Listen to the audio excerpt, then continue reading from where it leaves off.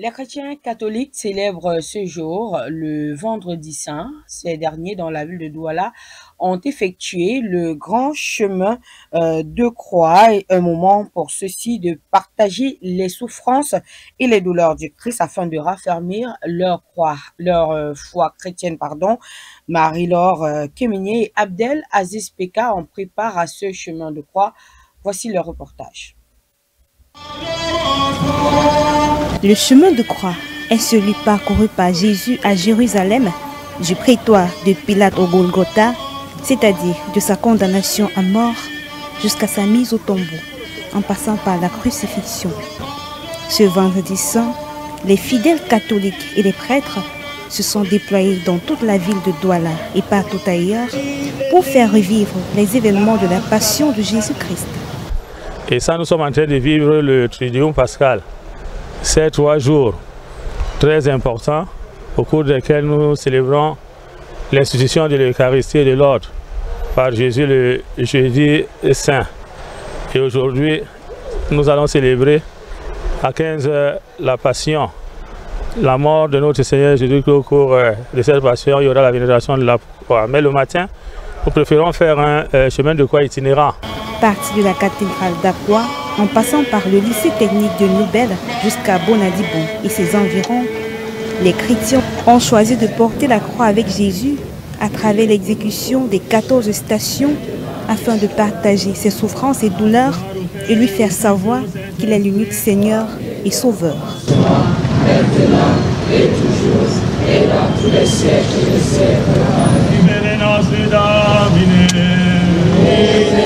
Aujourd'hui, je suis là particulièrement parce que je viens pleurer le Seigneur Jésus qui a été crucifié sur la croix.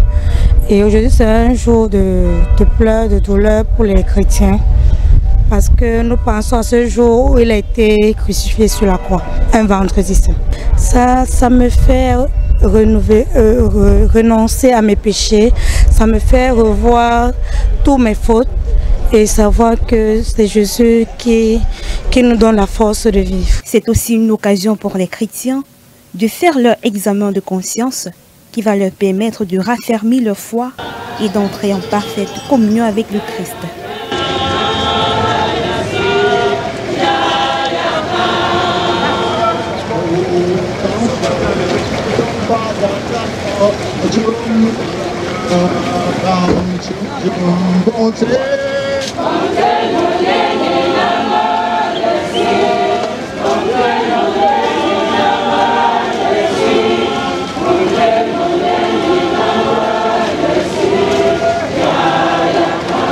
Le Seigneur lui-même nous dit, si on a traité ainsi le bois vert, qu'adviendra sur le bois sec. Dans toutes les étapes, chacun de nous se reconnaît.